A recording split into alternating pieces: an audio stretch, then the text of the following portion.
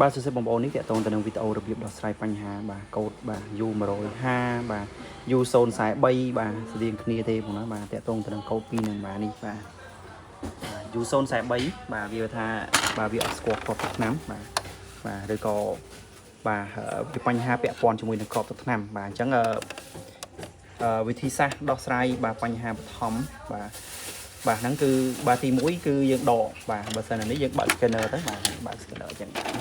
បាទយើងបើក scanner អញ្ចឹងទៅគឺវាចេញបាទ cover open បែបនេះបាទបន្តមកគឺសនំ carry គឺវាដាល់បែបនេះបាទដាល់បន្តមកវារត់នៅកណ្ដាលហើយបាទហើយបន្តមកយើងលើកបាទយើងលើកអញ្ចឹងបាទនេះគឺវិធីសគ្រូបឋមណាបាទយូរបាទតកតងទៅនឹងគ្រាប់ទឹកថ្នាំ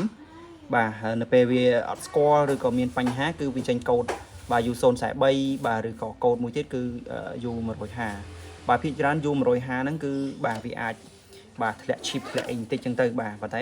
បើអាចទេយើងធ្វើតាមការណែនាំនេះសិនទៅបាទនេះបាទអញ្ចឹងយើងបាទដូចខ្ញុំបញ្ជាក់អញ្ចឹងគឺយើងលើកបែបនេះបាទលើកបែបហ្នឹងមកបាទតមកលើកបែបហ្នឹងមកបែបហ្នឹងហើយយើងចុចទៅវាវិញបញ្ជាក់បងប្អូនបាទនេះគឺយើងលើកបាទបើកក្របមកបាទលើកបើក scanner មកលើកមកហើយវាចេញ cover open បែបនេះបាទបន្តមកសនំ carry វាដើរមក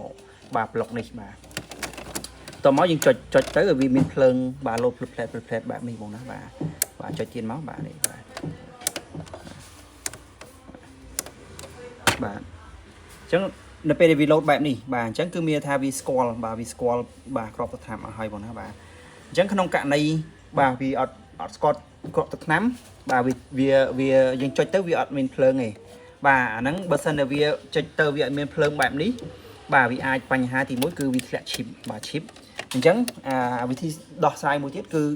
បាទយើងលើកលូកដៃចូលក្នុងនេះបាទលូកដៃចូលក្នុងមកបាទហើយយើងចុចវាបាទចុចអានេះបាទចុចអាហ្នឹងមកបាទចុចទៅបាទ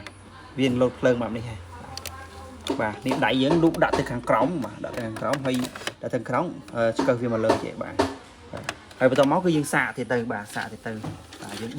បិទ scanner ទៅបាទបិទ scanner អានេះបាទខ្ញុំធ្វើបាទបង្ហាញហ្នឹងគឺភាសាដែលយើងបាទនេះអញ្ចឹងគឺវាដើរប្រសេសបែបនេះទៀតដែរអញ្ចឹងបងប្អូនបាទធ្វើតាមការណែនាំនេះទៅបាទនេះតាក់ទងទៅនឹងវីដេអូបាទដោះស្រាយឬក៏សង្គ្រោះបាទតាក់ទងទៅនឹងកូដ U052 បា